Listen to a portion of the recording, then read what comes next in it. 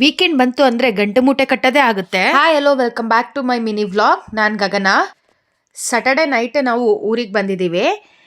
ಬೆಳಗ್ಗೆ ಎದ್ದು as usual ನನ್ನ ಡೈಲಿ ರೋಟೀನ್ಸ್ ಎಲ್ಲ ಮುಗಿಸಿ ಕಿಚನಿಗೆ ಬಂದಿದ್ದೀನಿ. ಆಲ್ಮೋಸ್ಟ್ ಆಗಲೇ 8:30 ಆಗೋಗಿತ್ತು. ಸಂಡೇ ಆಗಿದ್ದರಿಂದ ಎದ್ದಿದ್ದು ಲೇಟು. ಇವತ್ತು ಟಿಫನ್ನಿಗೆ ಸಂಡೇ ಅಂದರೆ ಕೇಳಬೇಕಾ, ವೆಜ್ ಯಾರು ತಿಂತಾರೆ ಅಲ್ವಾ, ಬೆಳಗ್ಗೆನೇ ಬಿರಿಯಾನಿ ಮಾಡ್ತಾ ಇದ್ದೀನಿ.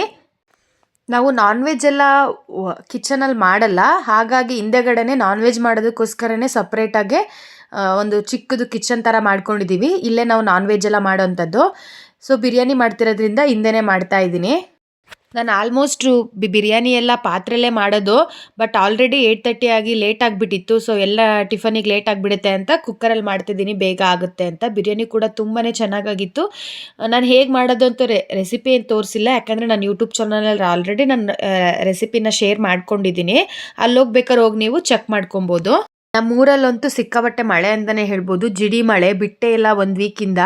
ನಾವು ಊರಿಗೆ ಹೋದಾಗ ಮಳೆ ಇರುತ್ತೋ ಇಲ್ವೋ ಅಂದ್ಕೊಂಡು ಹೋಗಿದ್ವಿ, ಯಾಕಂದರೆ ನಮಗೂ ಮಳೆ ಅಂದರೆ ತುಂಬಾ ಇಷ್ಟ. ಭಾನುವಾರನೂ ಮಳೆ ಬಂತು. ಜಿಡಿ ಮಳೆ ಇಟ್ಕೊಂಡಿರಲಿಲ್ಲ, ಆದರೂ ಮಳೆ ಬಂದು ಹೋಗೋದು ಮಾಡೋದು ಮಾಡ್ತಿತ್ತು.